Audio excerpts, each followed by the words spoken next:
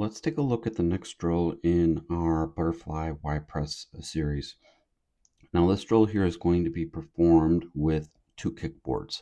The 2 kickboards will just serve as placeholders for the arms, and it'll give a great point of reference for the athlete to be able to understand as far as where do we want the hands to be. And the secondary thing that we see that we really like with this is the fact that the arms are also going to stay along the surface of the water, helping again as a reference point for the athlete to really make sure that we understand that we look for the hands to stay along the surface of the water as they're going through this landing position. Now here we're going to again let go of fins. However, what we're going to emphasize is going to be the same thing. So what we're going to want to see, and what we see our athlete do right here, is we have the feet pointed and the feet and legs here are together when we're performing the kick here, which are really good things that we want to see.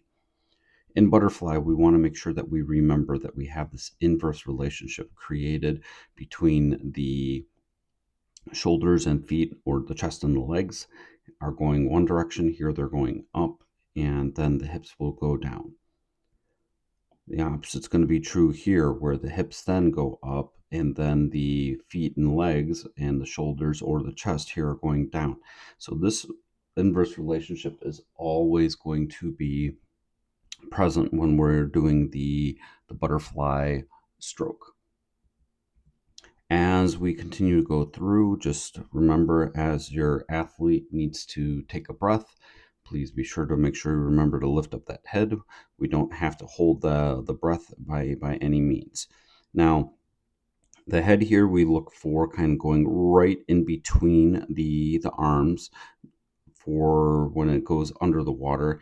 And we would want to see the head here be just below the arms. We're not looking for you to kind of go really deep with that arm to create a false depth when we're doing that press. We'll take a look at this a little bit later. Otherwise here, you're going to get a little bit of driftage with the kickboards here, but that'll be all right. As long as we're kind of staying on the shoulder line or outside, which is where we would want to see the landing position for the butterfly occur, that'll be all right. And again, another thing here we want to take a look at with the kick then is going to be the bend in the knee. Now here, when we do this, we're going to want to see some sort of bend in the knee.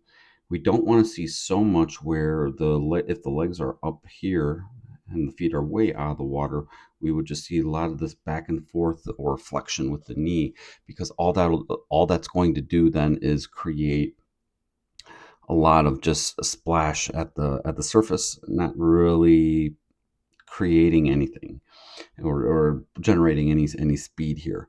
Now, same thing here. If the inverse relationship, if the feet are under the water and doing the same thing, you're going to kind of get just both extremes just at different points. So a slight bend in the knee will be good. We want the athlete to remember to kind of feel the feet break the surface of the water, so that way when they come down, the reference for, or the cue for the athlete can be to really make sure that they think that their foot is a hammer and the water is nails. Got to be able to come down and with some force to be able to drive the feet down in order to move forward here. And we're doing a great job right there. So now here, as we are taking off, again, feet here are together.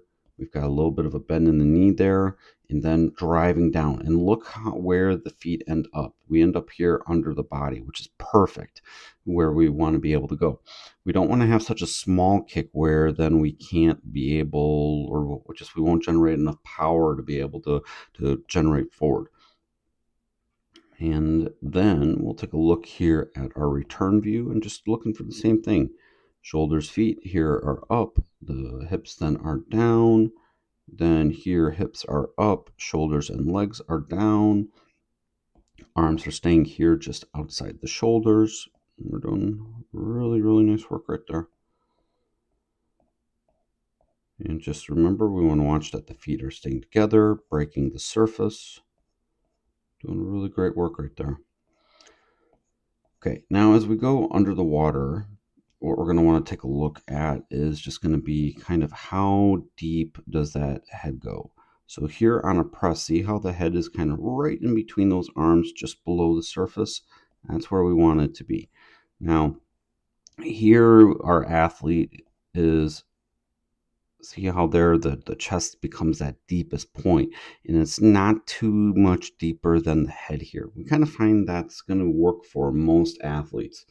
Now, if your athlete has something kind of like special, like hypermobility in the shoulders, they may be able to create a little bit of a deeper press than some other athletes. But overall, this is here what we would look for. And here's another shot of just where the feet are going on the press going under the body. So overall here, we're doing really, really nice things from our athlete. If you found some great value out of this, be sure to drop a like and consider subscribing. We've got a lot of great drills on the channel, along with some really great progressions.